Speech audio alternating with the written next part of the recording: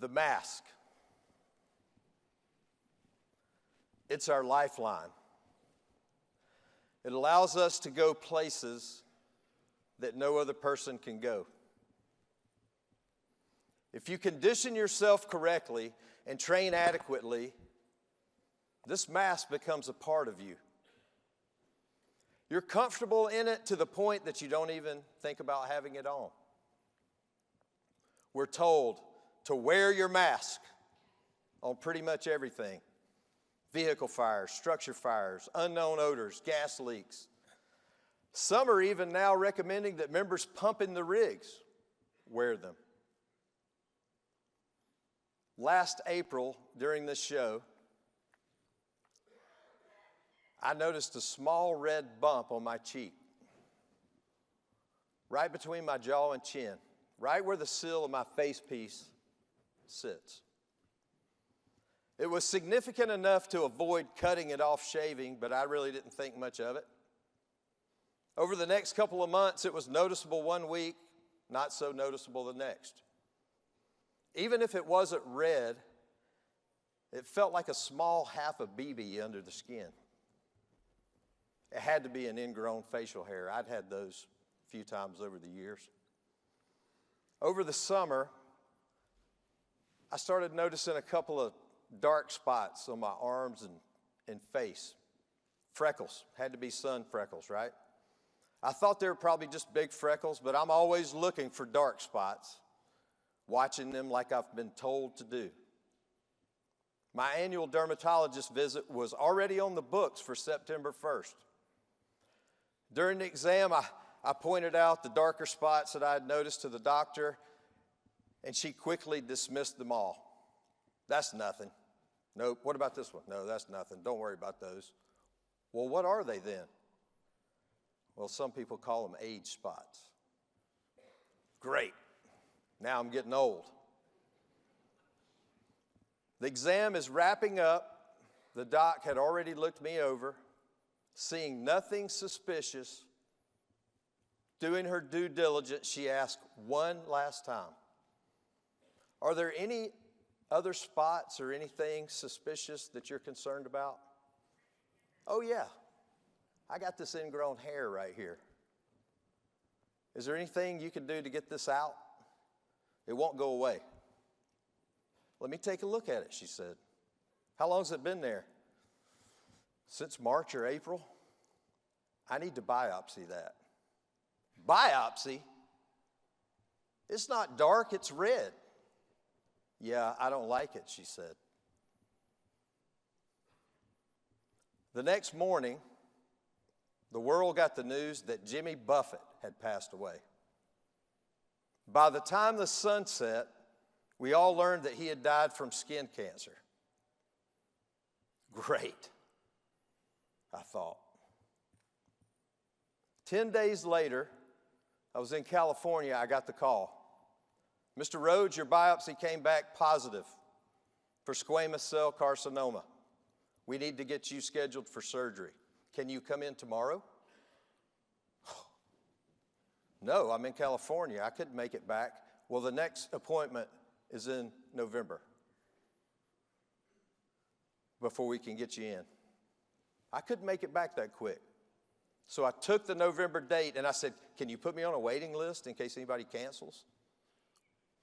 Not really knowing anything about the types and seriousness of any skin cancers, my mind started racing. I couldn't remember exactly what she said on the phone, but I Googled Jimmy Buffett and saw Merkel cell. I said, "No, that doesn't sound like what it was." I was with a group of 10, and I told them that night what was going on. To my surprise, out of 10 of us, more than half had had similar, and a few had had much worse types of skin cancer removed. Some multiple times, all firefighters. Okay, I'm going to survive. I got it removed in October thanks to a cancellation. Now, I know it's very common and rarely fatal, and in the grand scheme of what's out there, it's barely even worthy of any attention. But what if I hadn't gone to a dermatologist? Is it a coincidence that it formed right where my facepiece seal fits? Is it related to firefighting? I don't know. The doctors don't know. In fact, no one knows. Last year, I signed up for the National Firefighter Registry on this stage, not knowing I had skin cancer. Post-diagnosis and surgery, my case information was automatically grabbed through the public health reporting system. I didn't have to do anything. In fact, since I know Kenny Fent so well, I called him and said, "Do you want my files?" "Nope." "We'll get it," he said.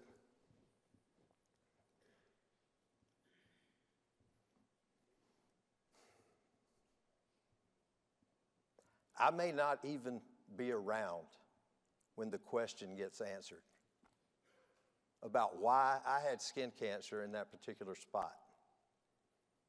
But being a part of the system may help answer that question and lead to changes for someone who has not even started recruit school yet.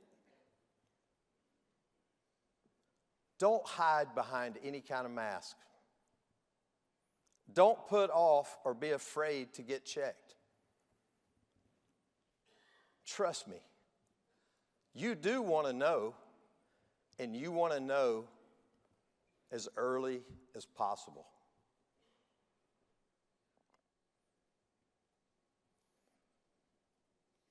The mask, it's my lifeline.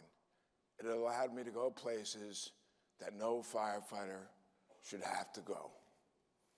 If you condition yourself correctly, train adequately, and wear the other mask, you won't need this one. This is a mask I never wanted to wear. You won't be comfortable in it while you're strapped to the table, and you're never going to get used to it. I have 38 years on the job, and I was diagnosed with throat and neck cancer. I was having severe issues with smoke and irritants at fires, and afterwards, it gave me chronic laryngitis. I was really nervous because it hurt and lasted for days afterwards. I didn't want to pretend it would just go away, so I sought medical attention. Having a throat scope, then multiple needle biopsies revealed the cancer. I was prescribed a regimen of 33 days of radiation and 6 weeks of chemo. When I went for my first chemo treatment, the nurse said to me, "I'm going to start a line." When I first heard these words, I thought my mind drifted. How many times throughout our careers have we heard "start a line"? And here I was sitting in the hospital, about to get an IV to push harsh chemicals in my body. Certainly not the line I was used to. This simple moment caused me to think back at my career and think about what I would do differently if I could do it all over again. One of the things I certainly would do is wear my mask more. I don't have to tell you how important this is. If you're on the job, you see it and hear it every day. The number of firefighters who are getting sick and dying from cancer is unbelievable. As much as you hear about it, others getting sick, how much do you do to protect yourself? Do you just keep doing things the way you always have and think it's not going to happen to you? Or you're constantly trying to do more to protect yourselves? Everyone thinks it won't be them. But I can tell you, when the doctor looks you straight in the eye and he tells you that you have cancer, it hits you right in the gut.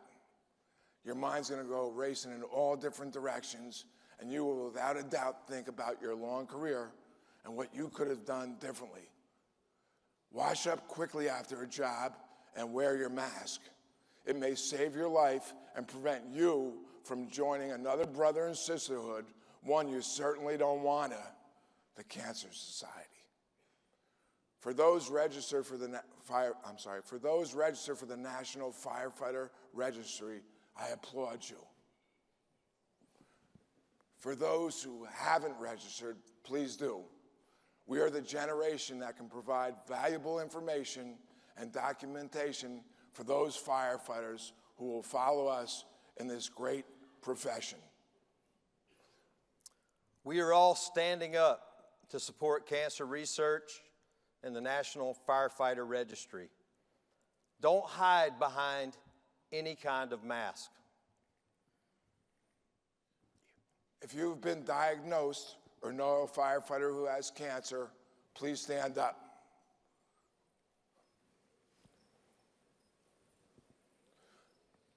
Let's stand to remember, reflect, and support them. Remember, nobody fights alone.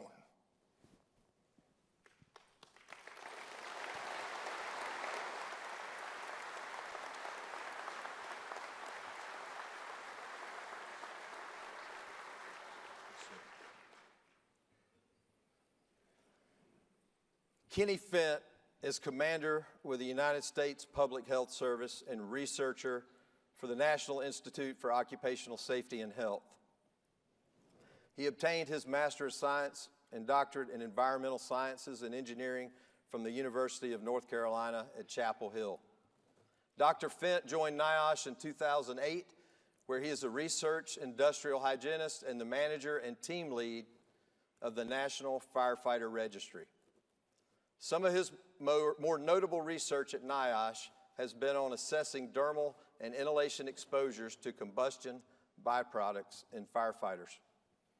Currently, Dr. Fent is involved in a comprehensive study on cardiovascular and carcinogenic risks during modern firefighting. He serves on technical advisory committees for the NFPA Fire Protection Research Foundation and as a consultant on numerous other research studies.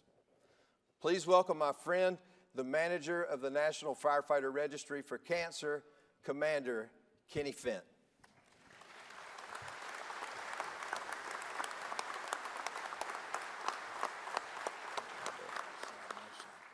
Good morning. The National Firefighter Registry for Cancer, or NFR, officially launched at FDIC this time last year. The goal of the NFR is to track and better understand firefighters' risk of cancer through a voluntary registry that reflects our nation's diverse fire service. Today, we have well over 10,000 firefighters who have signed up. This number includes thousands of career and volunteer firefighters, thousands of active and retired firefighters, and thousands of people with or without cancer. This is a fantastic start, but we need to add a zero to that number and enroll 100,000 firefighters and beyond. Here's why.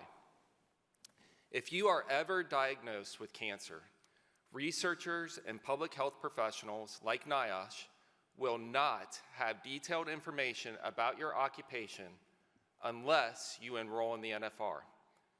Cancer is a reportable illness in the United States, but information about your job often goes unreported. By signing up, you are providing critical information about yourself and your job to help us investigate why some firefighters develop cancer and others do not. This is why it's important to sign up for the NFR, whether you have cancer or not. Let me be crystal clear. If a firefighter is diagnosed with cancer but not signed up for the NFR, researchers looking at cancer rates may not even know they are a firefighter, and that's not right. We just heard from David Rhodes about his skin cancer diagnosis. David is one of 3 firefighter friends I know who have been diagnosed with skin cancer on their neck or face in just the last year. For those who were here last year, you may remember that David joined the NFR right here on stage from his phone. Because David signed up, we have detailed information about his fire service career, and now we also have information about his cancer diagnosis, which we are able to capture directly from his state health department. The same is true for Lieutenant Mike Ciampo, who signed up for the NFR after attending FDIC last year. When he signed up, he had no idea about his throat and neck cancer. No one in the NFR will ever need to report their cancer diagnosis to us. The last thing on anyone's mind when they are diagnosed with cancer is reporting it to a government agency like NIOSH. When firefighters like David and Mike join the NFR, their information is combined with all the other participants, and it becomes even more powerful. We can evaluate how specific workplace factors relate to cancer outcomes. For example, we can understand how cancer risk varies between male and female firefighters, structural and wildland firefighters, with increasing exposures, including major events or disasters, and even with the adoption of exposure controls. Our ultimate goal is not just to improve our understanding of cancer, but also to provide data to support new ways to prevent cancer in the fire service, like advancements in PPE or routine laundering of turnout gear. This goal of reducing cancer is why so many fire service organizations advocated for and continue to support the NFR. It's why they have joined me on stage. 15 organizations have lined up behind me in support of the NFR, and there are several others who couldn't be here. This is important. Cancer is far too common in the fire service, and we need to understand why and what we can do about it. Together, we will have a lasting impact on the fire service. If you haven't already signed up, please consider joining today. If you scan the QR code on the screen, it will take you to the secure NFR enrollment site.